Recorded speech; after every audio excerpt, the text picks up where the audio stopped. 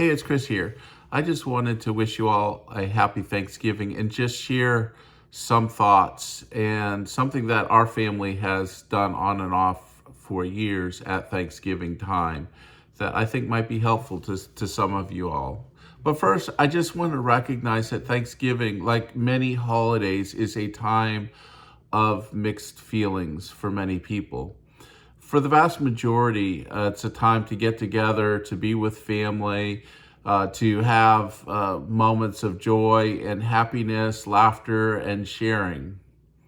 But for others, and I want to recognize this for those of you, for many times Thanksgiving is a reminder of the loss of loved ones. It's a reminder of broken relationships. It is a reminder of how addictions and mental health issues can undo the stability of family. Thanksgiving is one of those holidays where the family is really central, and not everybody has a healthy, safe, happy family where they're loved and cared for. And if that's true of you, I want to just recognize that Thanksgiving and holidays can be very difficult, can be very lonely. Some of you are going through the first Thanksgiving without a loved one, maybe a very long-term marriage and they passed away, or a child who has passed away. And so the Thanksgiving time just amplifies the grief and loss. And some people just don't understand how you can be grieving on the one hand, yet finding deep joy and peace to have family gathered with you, even in the midst of your grieving. So I just wanted to acknowledge that as well. And our prayers are with you for that if it's hard. And I do want to stay away from politics in this video, but there's been changes in the political landscape over the last decade, which has led to normal political differences being really exacerbated and becoming very difficult for families to navigate. So you might be finding difficulty navigating that as well. My advice, for what it's worth, is that maybe now is not the time at Thanksgiving gatherings or whatever to be throwing emotional or intellectual hand grenades and watching everything blow up. Sometimes it's best to just bite our tongues and avoid some things. And I know it's hard for some of you, and some of you, the feelings are very raw. You say, I can't do that. I just can't go. And I understand that. And I think everybody is just trying to figure out how to navigate holidays like Thanksgiving in a more polarized, diverse culture. And it is becoming difficult, and I acknowledge that. But what I really wanted to spend a few moments talking about is something that our family has done for years at Thanksgiving. And that is to go around the table and talk about three things, or four things, or two things, but usually three things that we're most thankful for. And not to be trite or cliched, like I'm thankful the Green Bay Packers won, or I'm thankful that the Red Sox are World Series champions, all those kinds of things, or as such, but to really be reflective and think about things in our personal lives that we might not always think about and take for granted. For example, some things I'm thankful for. I grew up in a Christian home, fundamental Baptist home, and I rebelled. I walked away from God, turned on the Christian faith. And yet, when I was 24 in the military, the Lord reached me. I cried out to Jesus for salvation, and my life has not been the same since. It's not to say that I didn't bring all the baggage from my life of debauchery in as I became a Christian. It's not to say that my life has been easy. It's not to say that I've grown quickly and rapidly spiritually. I mean, I've been growing for 34 years and I'm maturing for sure, but I still see myself as a long way to go Yet the Lord has walked with me. God has been with me through all of that, faithfully, patiently, being my adopted father, helping me to grow and to learn what it means to be a follower of Jesus Christ. So I'm really thankful for that. I'm thankful that he has not let me go, because there are many times that I could have just walked away from the Christian faith and said, this is too hard, this is too painful. And yet he has persevered with me and not let me go. I also am very thankful for my wife of 31 years. She too, in many times and seasons of our life, could have said, I'm done with this. I'm going to walk away. This isn't worth all the work to have a lifetime marriage with somebody. But she didn't do that. And she's a follower of Jesus as well, learning and growing. And we've been growing together for many years. And I am thankful, because I don't take that for granted, that she would patiently love me and give me the opportunity to patiently love her through all the ups and downs of life, of raising children, of loss and gain, of suffering, of joy. It has just been a mixed bag for us. And we've spent most of our life giving to others. And that's meant a lot of loss personal for us, a lot of heartbreak, a lot of stabs in the back. So that's a thing I'm really thankful for, that my wife has just walked with me through all of life as we seek to worship and serve God together. Another thing I'm thankful for that I don't take for granted, our house is a money pit, and it needs, we could have, with all this money we're spending in our house, we could afford a much nicer house given our mortgage payment and what we're spending on month over month just to fix this up and take care of it.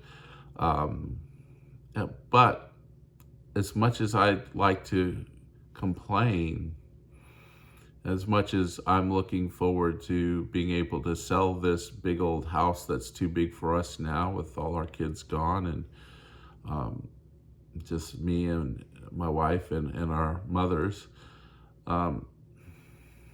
I recognize that day after day, year after year, God has provided a place for us to lay our head, a place to rest, a place to call home. And despite often my dissatisfaction with what we've been able to afford over the years, it nonetheless has been a place, it's been a home. And we've not been sleeping in cars, and we've not been in a tent somewhere. We've had a place to call home. And I'm greatly, deeply thankful to God for that. I'm deeply thankful to God that we have not starved, that we've had the clothing that we need. And all too often, we just forget those things.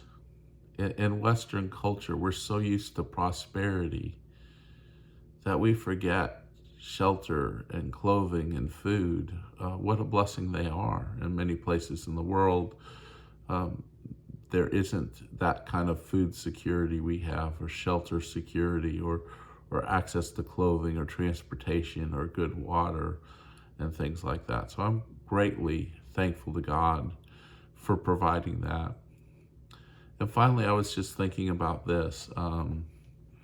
God has always provided work for me and for my wife to do so that we can pay for those things, those basic necessities of life. And I was thinking about this recently, and how much we just take for granted having jobs. I've for years, early on, that I learned being a pastor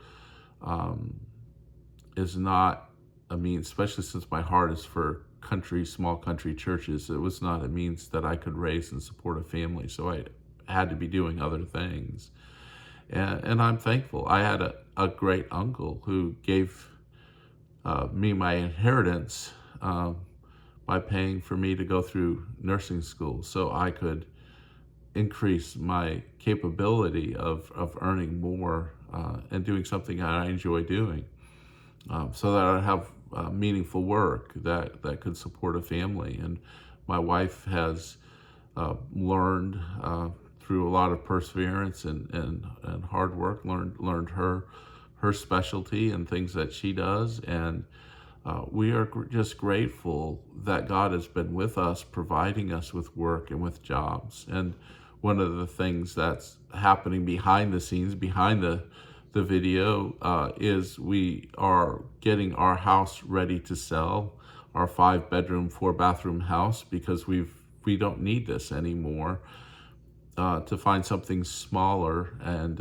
my wife had an opportunity to move into a position at her company that would require a move, and I was able to get a job rather quickly in the new location. And so we are going through the processes of selling this house, of transitioning to an area closer to at least one of my kids and his family.